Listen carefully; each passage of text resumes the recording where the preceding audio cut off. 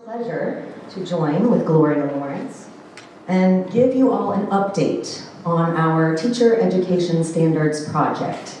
Gloria is going to give you some background, and then I'm going to follow her and give you an update and a snapshot of where we are right now. So we might do a little tag team back and forth. Gloria is going to move around the front, and I'm going to man the podium in the slideshow. Gloria, I'll hand it over to you. Thank you, Donna. I wish to say first that I am deeply moved by this group of esteemed colleagues and also having this opportunity to serve the profession and to work with Don Hogue as our chairperson of the National Teacher Training Curriculum Development Committee and our numerous experienced professionals that have joined this committee. And I must say that we were blessed with Dr. Blessing, who began the Teacher Education Standards Project, and her blessing has continued to live on in spirit, blessing our work as we move forward. Dr. Blessing, had actually already given us an overview of where we began with the National Teacher Education Standards Project and the actual document that came as evidence of the work that that committee had done. And we had the adoption of the final version of our core competencies for massage therapy educators in January 2013. Shortly thereafter, I was honored and humbled to be asked to serve by the board of directors for our alliance as board liaison, and I was introduced and blessed yet again by the introduction to Don Hogue. And what we first initially did is we met, and we met over phone. We had never met before, our paths had never ever crossed, and immediately I felt the spirit, I felt the synergy, and I felt that, indeed, we have the shared vision of where we would like to take the National Teacher Education Standards Project to the next level. And we had numerous hours of discussions, emails, conference calls, and then we set about selecting committee members to join our committee. And once we identified, we had the interview process, Dawn reached out, and I reached out, and then we compared notes, and we came up with this assemblage of professionals, and we then decided to have our first meeting in January 2014. When we convened in January 2014, we first, after introductions, we decided we needed to review our core competencies, become more familiar with the core competencies and the standards and the content of the categories that compose the core competencies.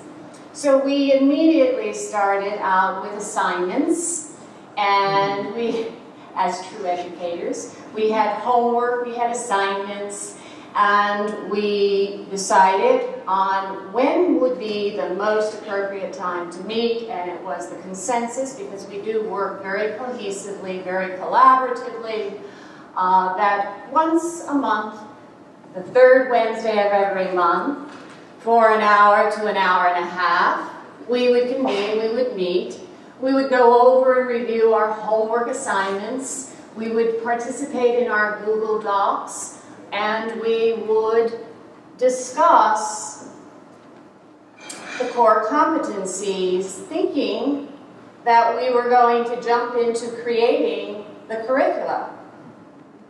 And then we took a step back, and we thought, no, we can't just jump into creating a curricula without what? What do we need to create curricula? We need forms of assessment. Oh, yes. Yes. And so we decided, assessments. Let us ponder that topic. because I must share with you as being part of, and I always say, yes, I'm part of the Department of Education because I work for a community college. I'm a director, and I feel as I'm working for, I am, the Department of Education. So when you get a room filled with educators as we are assembled here, we all have varying, differing interpretations of, oh, let's even start with competency. And we've then decided we have numerous various interpretations of assessment. So, with that being said, Dawn and I would have our conference calls, and we would have our Google Docs, and we would have our assignments, and then we would convene and we discussed 4 basic categories of assessment. The first being direct, the second indirect, the third formative, and the fourth summative. And we thought, okay, we've identified those 4 categories. Dawn is actually going to showcase what we created as the framework and a template, and it's a working sheet and a document that she's going to present to you. But we decided that we had to be broad. We had to create measures that would basically answer the question of how do we measure knowledge? And with that said, we then went back to the core competencies and we looked at the 10 standards in the different 4 categories with the 3 elements of the KSAs, the knowledge, the skills, the attitude. And we thought, even though we had convened in January 2014, there is not any way that we could possibly go through the core competencies, creating the framework of assessment for all 10 of the standards and all 4 of the categories. So we decided to focus on the first of the 10. In the first category of the learner and learning. So what you will see today as Dawn presents is that first standard, and it is the learner and learning. We have a worksheet that we will also provide you with, and Dawn will showcase that. But before I allow the regular shift in presentation format, I want to share just a few interesting facts with you. Paul Beck, who is an assessment expert, has a very good example of how one can differentiate between formative and summative assessment.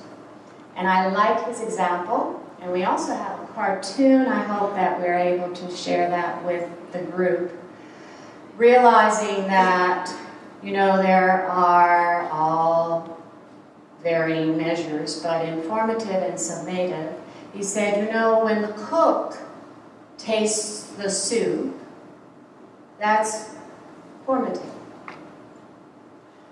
But when the customer tastes the soup, that's summative. Also, the concept of formative assessment actually wasn't established until the 1960s. So you can see that as a group, our members were dealing with a lot that educators have recently come to and educators continue to interpret, depending on their philosophy at the schools from which they teach, see providers' philosophy, what the focus is. And with that being said, I'm going to turn the floor to the presentation to Dawn, and she will begin the standard 1. Well, I believe we wanted to give a little bit of back background. Through the publication, January 2013. We have also created, when we speak of the identification and development of resources, I think it's a perfect opportunity to showcase our Angie Meyer, who on July 17th, through Mac Knowledge, launched our first course, which focuses on assessments for the bodywork instructor. So we do have online, if you go to our Alliance for Educators, you will find resources that you can link to.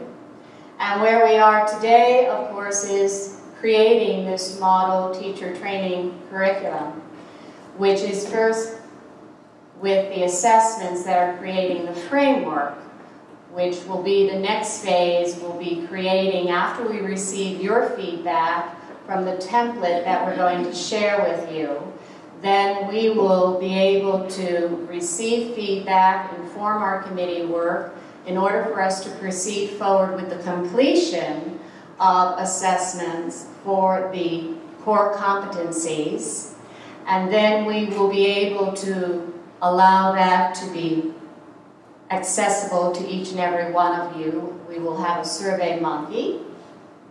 And when we receive your feedback, much as we had done with Dr. Blessing in the creation of the core competencies, we need you to inform us. And then we will, again, have a draft, which we will share with you, until we come up with a final version of the framework, which will inform our curriculum. We also will invite each and every one of you to think about becoming a member of our committee.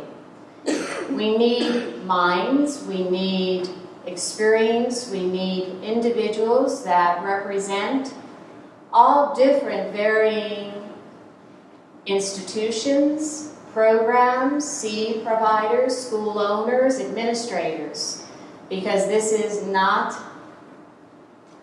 a project that can be done by just a small handful of professionals. We need all of you.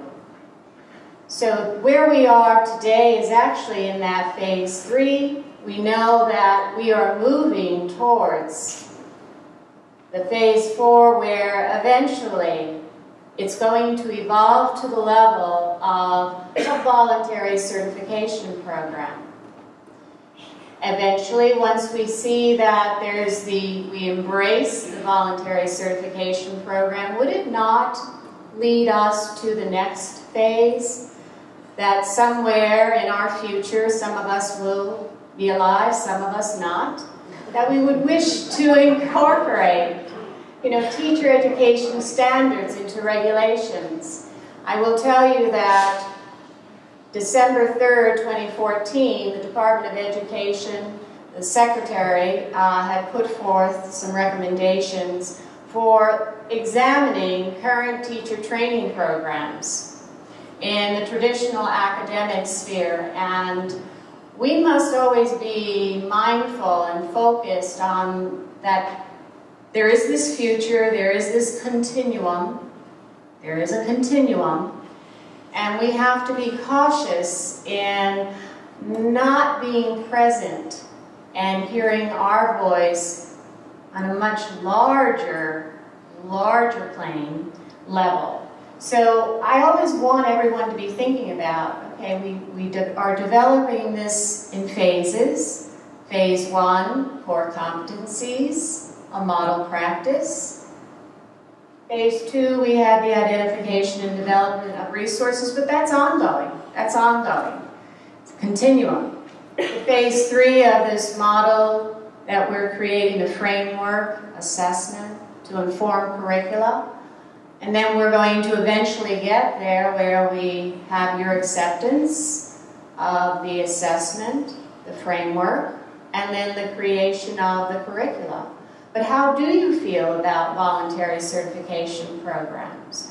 How do you feel if the Department of Education steps into our field? And if we haven't developed, if we haven't the framework, if we haven't identified the curricula, I can assure you they will impose their curricula on us. And I can assure you that they are not cognizant of the hand and the heart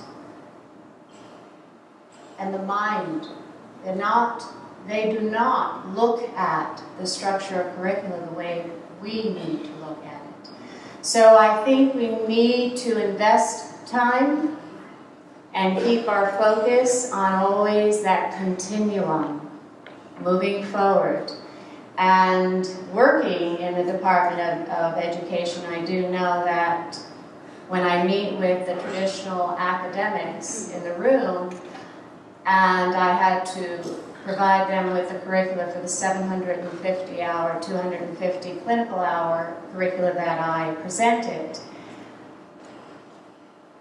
they looked at it, and of course I had to translate it.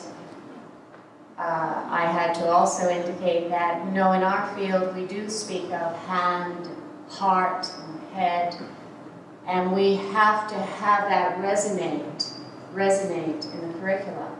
And if I had allowed them to impose what they felt was acceptable or necessary, I probably would have succumbed to teaching soft tissue manipulation with a mannequin, because yes, I was asked last year when there had been a change in the vice president of academics, which my program falls under. When she took the role, she immediately started firing off emails and voice messages and text messages, because I did finally get a smartphone, to indicate to me that, oh, no, Gloria, stop what you're doing.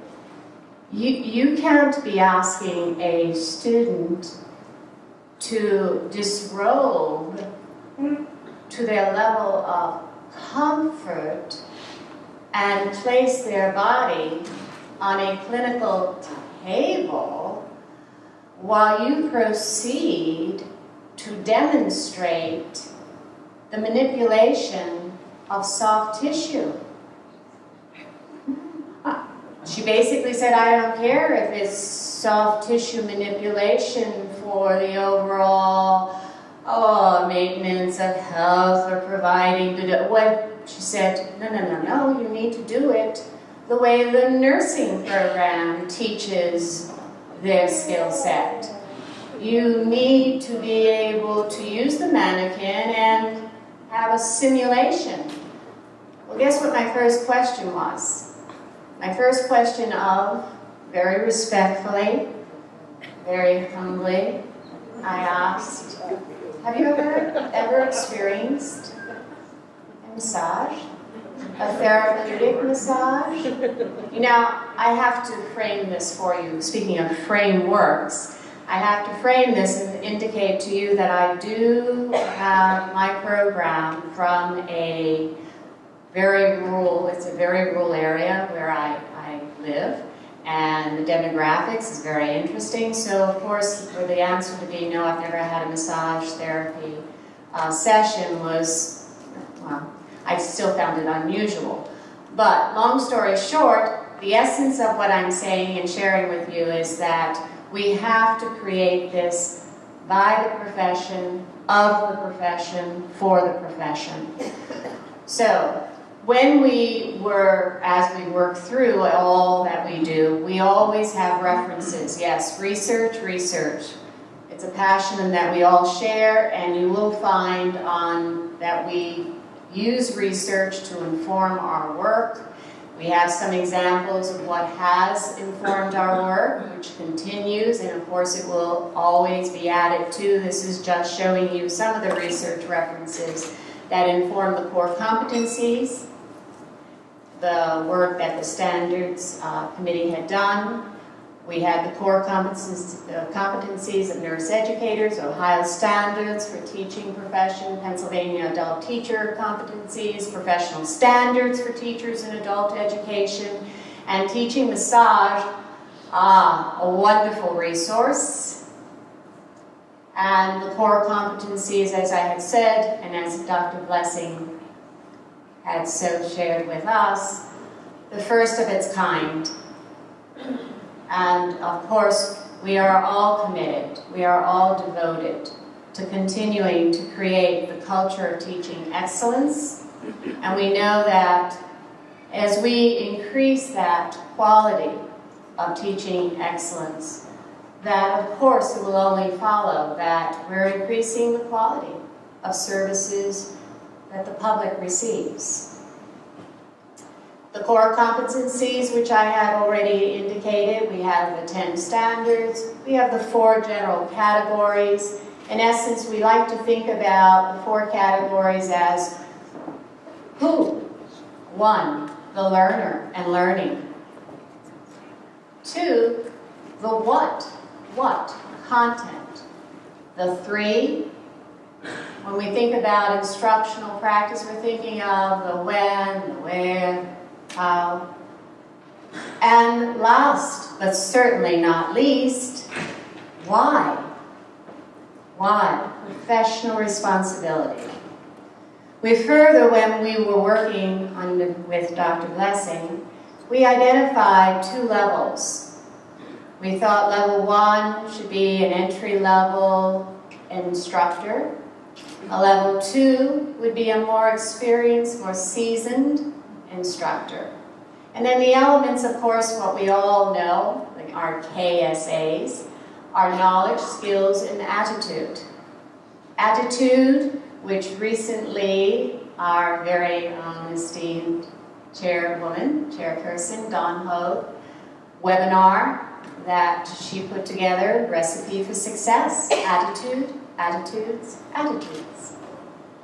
And of course the standards, and how many of you are really familiar with the core competencies? How many of you can say you live, breathe, sleep, dream the core competencies?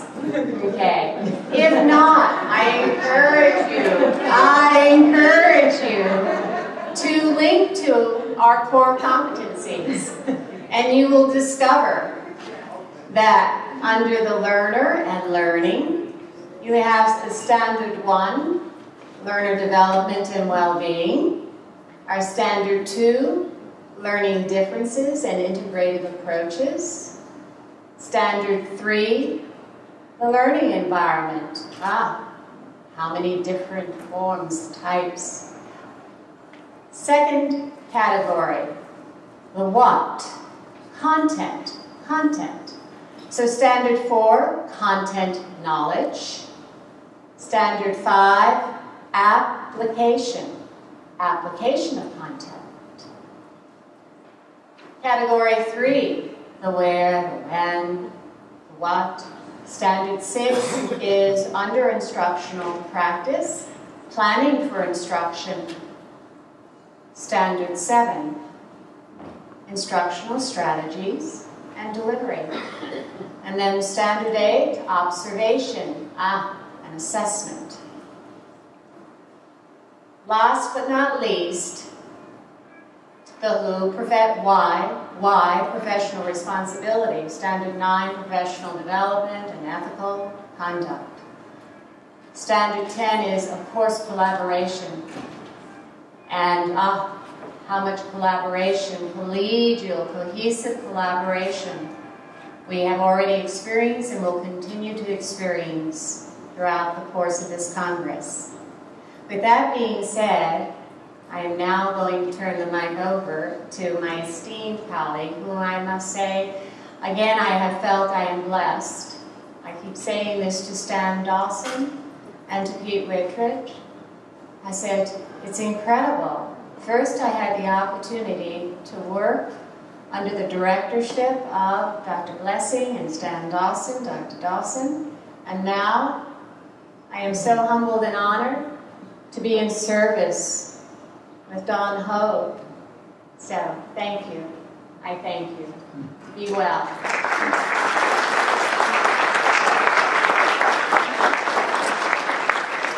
Thank you so much, Gloria.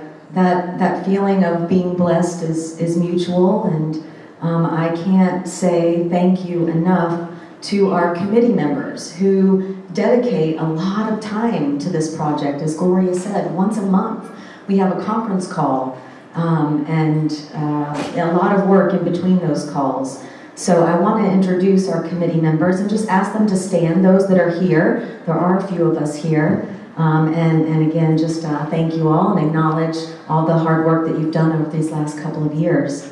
So we have, in addition to Gloria and myself, Sue Bibick, Iris Berman, Brent Jackson, Sandy Mason, Julie Mezzi, John Morgan, Brenda Rayner, and Cherie Sonnen Moe.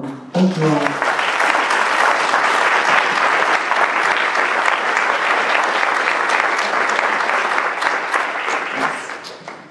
And we are doing a breakout session later this afternoon, so if any of you are more interested in learning more about our project or talking to any of us from the committee, we invite you to join us this afternoon from 4 to 5 in that breakout session. We'll be going into more detail into one of the standards. So our mission as a committee, and we spent a couple of months really honing in and defining what our mission was. As Gloria said, in this mission, the key word to me is framework, to design and create a comprehensive framework based on the core competencies for curriculum development, assessment, instruction, and training of educators in our field. Also to develop a network of instructor training and support resources. We recognize that that is a huge need in combination with this project. So again, that word framework is important because, and again, this was something we spent a couple of months really defining for ourselves. We want this document to be able to be applied to a variety of different modalities. So we want, teacher education standards to be able to be applied to an oncology training, or to an orthopedic training, to a Swedish massage training, to a reflexology training. So it was important for us to create a structure that had enough detail and to establish some consistency of those standards, a certain level of expectation and consistency, but that this framework was broad enough to allow for those unique modalities, I'm sorry to use that word, Wayne, those unique specialties, specializations, fields, to be able to take this template and apply it to their particular needs as well. So that was really at the forefront of our intention and our planning. Also, I want to reiterate what Gloria said about this being a living document. And we hear that phrase and maybe we don't always think that is true, but indeed that is the case with this document. That means it can be changed, it can be adapted, and we expect that to be the case, especially after we get your feedback here today and this weekend. This is really the first opportunity that we've had to bring our assessments table that I'm going to show you in just a moment to people beyond our committee. So we've been doing our work, in a bit of isolation and have been thrilled to bring it here to you at this Congress and hear what you think about it. What works, what doesn't, any other suggestions you have about how we could revise or especially enhance this document and the work that we're going to continue to do. So as Gloria said, we really, in our process of getting to know one another and trying to define our mission, we really honed in on the fact that assessments was the key piece that was needed here in this phase 2 and 3.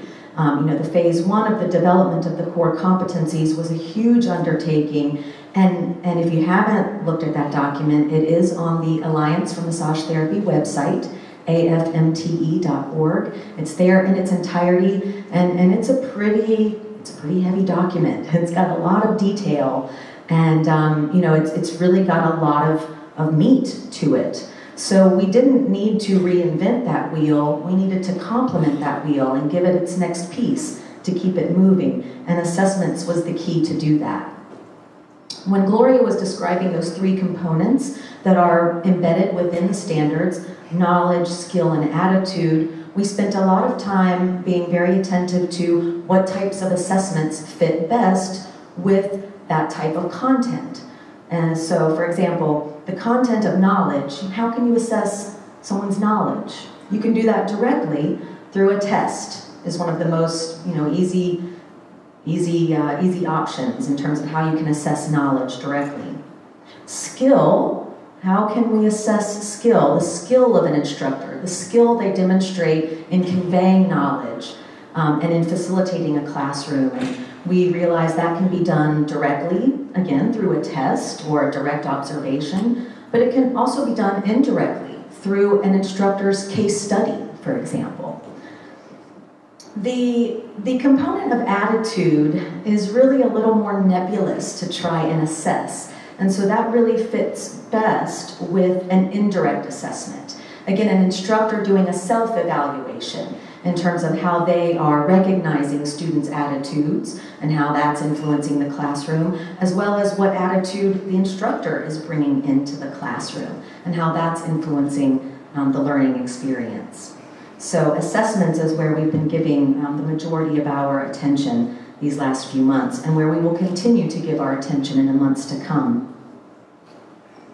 So I'm going to show you, and I'm sorry it's so small, but there's a lot. There's a lot to it, as I said, and I really wanted to keep it all on one page rather than having it float into multiple pages. There's not going to be a test, so you don't have to worry about really looking at the detail unless you want to. And if you want these slides, they will be available, I believe. So,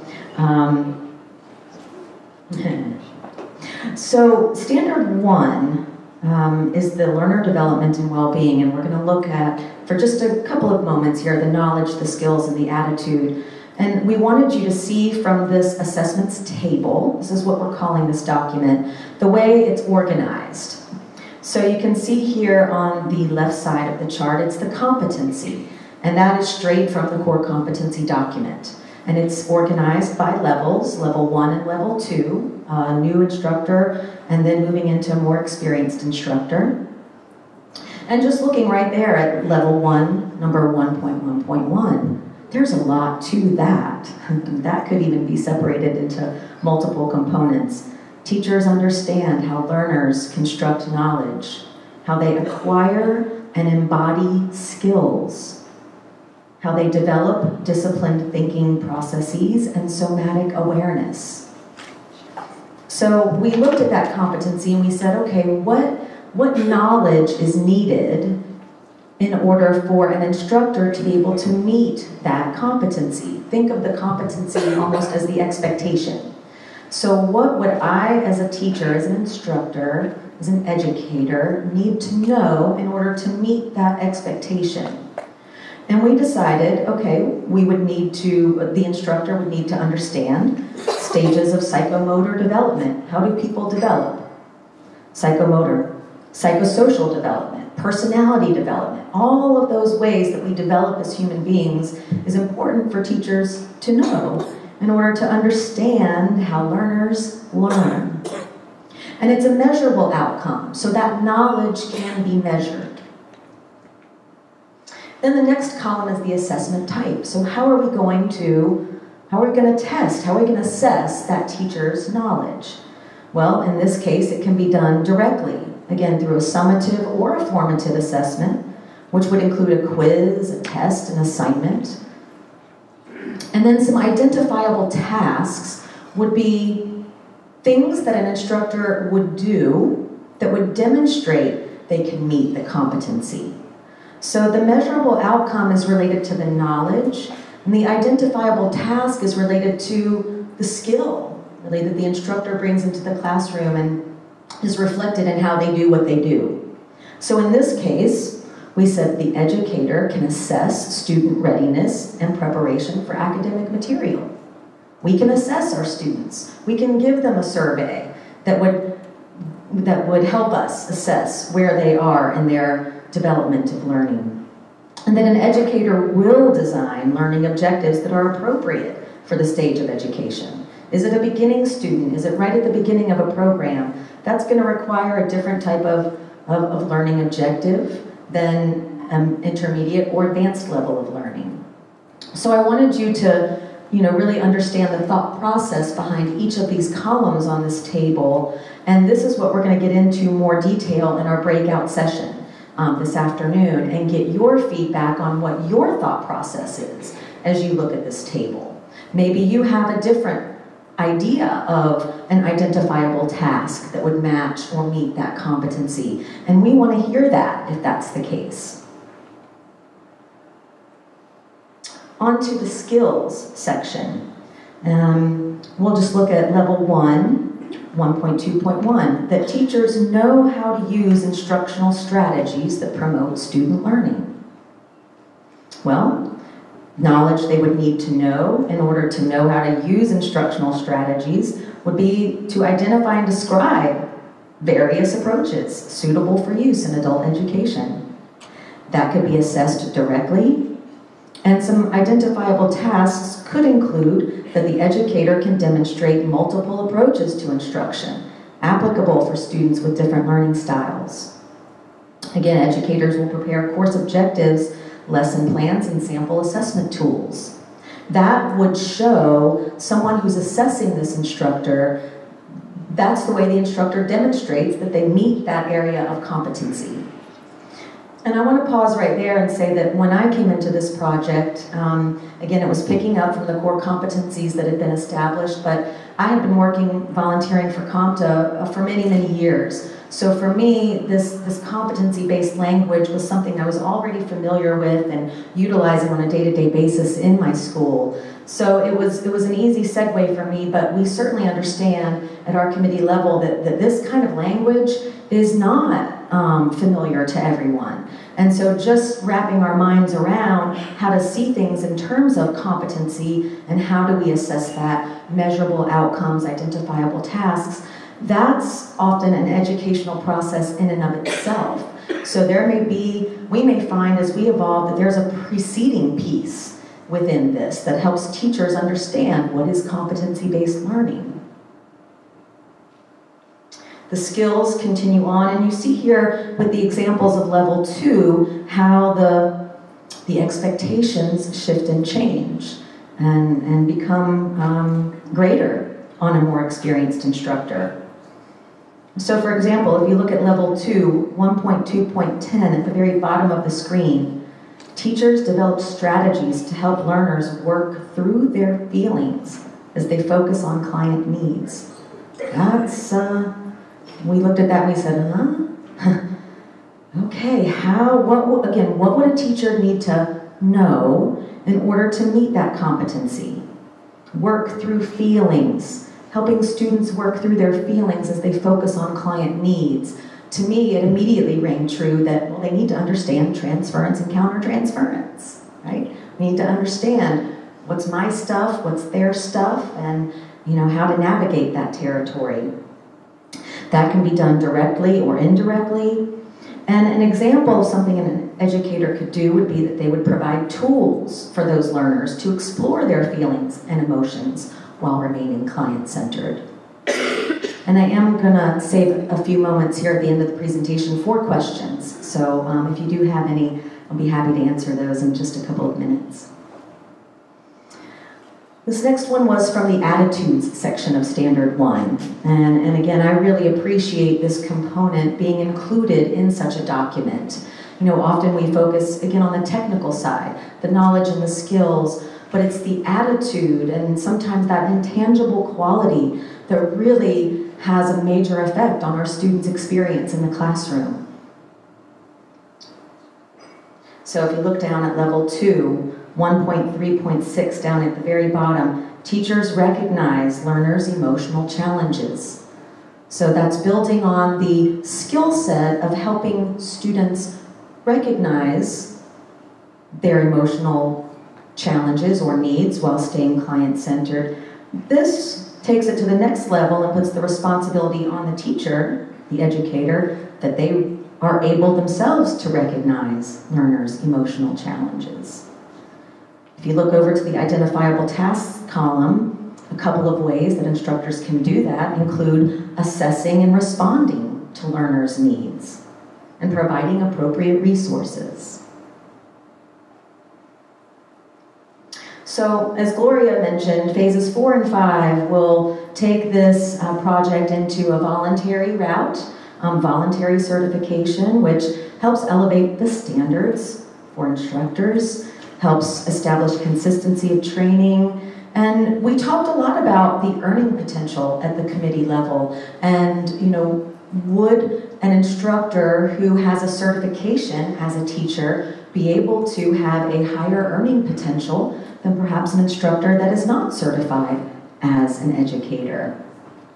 It helps ensure student safety, student confidence, and it really supports the growth of the instructor at that voluntary level.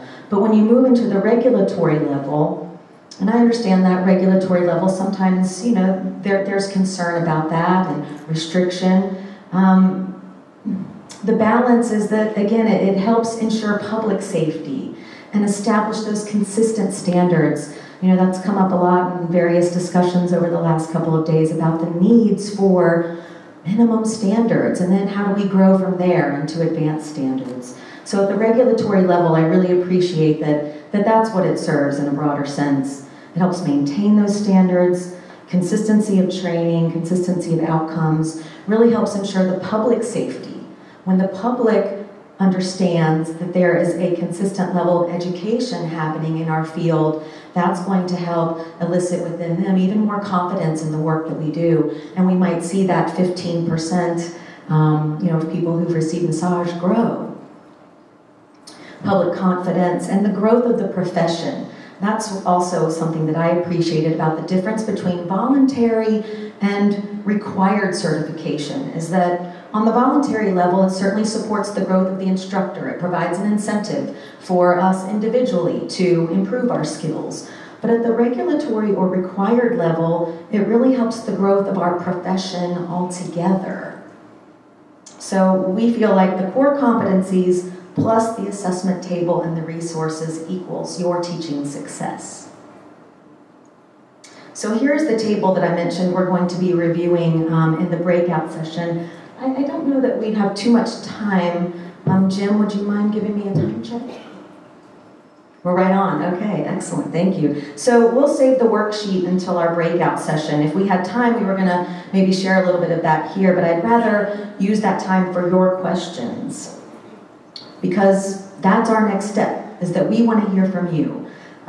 As Gloria said, we will be doing a survey monkey. We're going to finish up with all of the 10 standards with this assessment table, and it's at that point that we will put it out to the public for your public comment and feedback. And then we'll go through our revision process and present it to you again, maybe at the next educational congress, and get your feedback. We really want to hear from you. So I would love to welcome any questions that there might be out there. We have about 10 minutes remaining. Yeah. And please go to the mics. Can you hear me? Yes. This is Angie Meyer. Hi. Oh, hi, Angie. I'm sorry it's not a question, but it's a little disclaimer.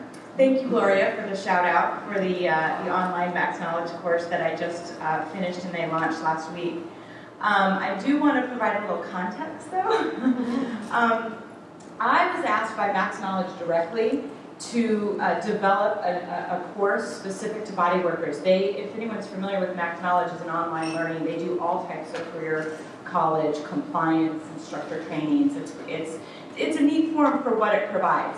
And they want to do more specific for different, like culinary, and so they talked to me about body workers and massage. So I was happy to do it. I started out as a teacher. I have a master's in curriculum instruction, so I can really geek out on the kind of stuff they were just putting up here. And I was so excited about the teacher competencies anyway, I decided, okay, if I'm going to develop this course, I'm going to use what AFMT has already done. I got permission beforehand, but it really wasn't done totally in concert with this great chart. So I just want you to know, if you do take it, which I'd be honored if you did, it's really focusing on the knowledge, the kind of the lower level of Bloom's taxonomy, if you will, the knowledge and understanding. Don't think that the committee thought that, oh, okay, it's standard 8, it's assessment, if you do that, you're done. There's obviously going to be demonstration and the surveys she talked about, none of that, unfortunately, is possible in the Max Knowledge environment. It's very test and formative. And so it works for what it is, but it's not complete. So I just want to clarify that. Yeah, no, thank you. And it's an excellent course, and we're hoping that Angie will develop more in concert with some of our other standards. Bob, I see you at the mic. I just want to share one other thing that maybe a question to leave you with over the lunch break and before our breakout session. Philosophically, something that we really talked a lot about among our committee was, are we teachers? Are we instructors? Are we educators? And is there a difference in those terms? And if so, what do those differences mean to us? So if you were also picking up on those different words, I just want you to know that that was intentionally put out there for you to be a little thought-provoking. Yeah, next question. Bob Benson. I've been very interested in the test project and took time to offer some rather detailed comments on phase one.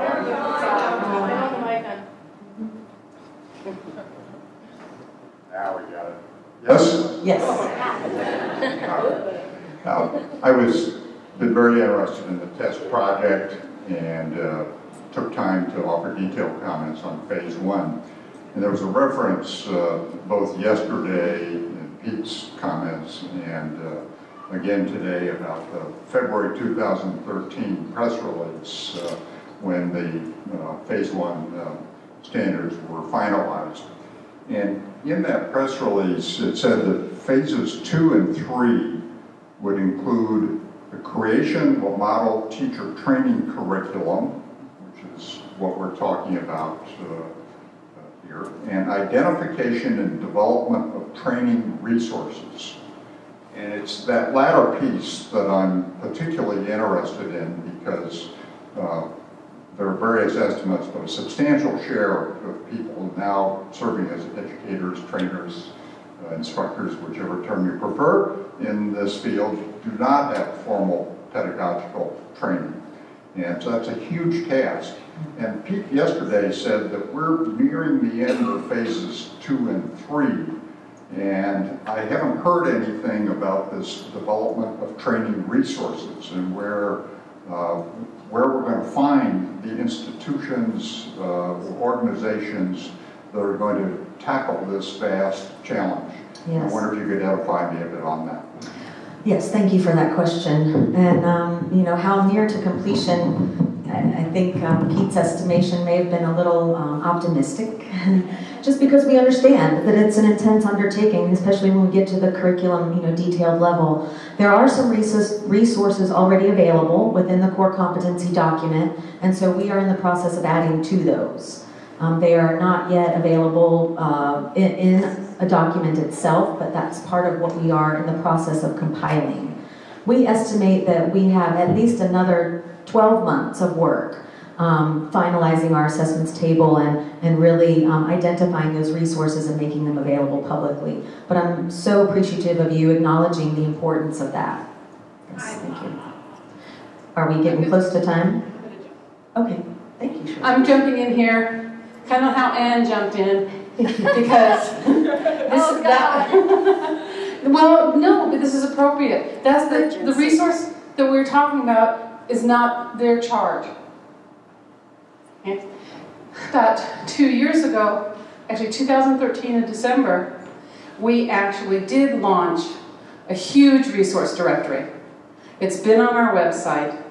We identified hundreds of resources, which is a little tiny amount.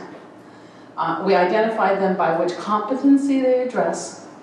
And one of the things that we have on there, Bob, is we have all the instructors on the front line listed. We haven't been sent updates of when they're offered, so we can't keep it very current, but at least there's a link to that for training. So we have things like that, from training courses that are out there to articles to books. So it's out there. Use that resource. We put a lot of time into that. And it's ongoing, and that is one of the committees that's going to be re-inspired very soon.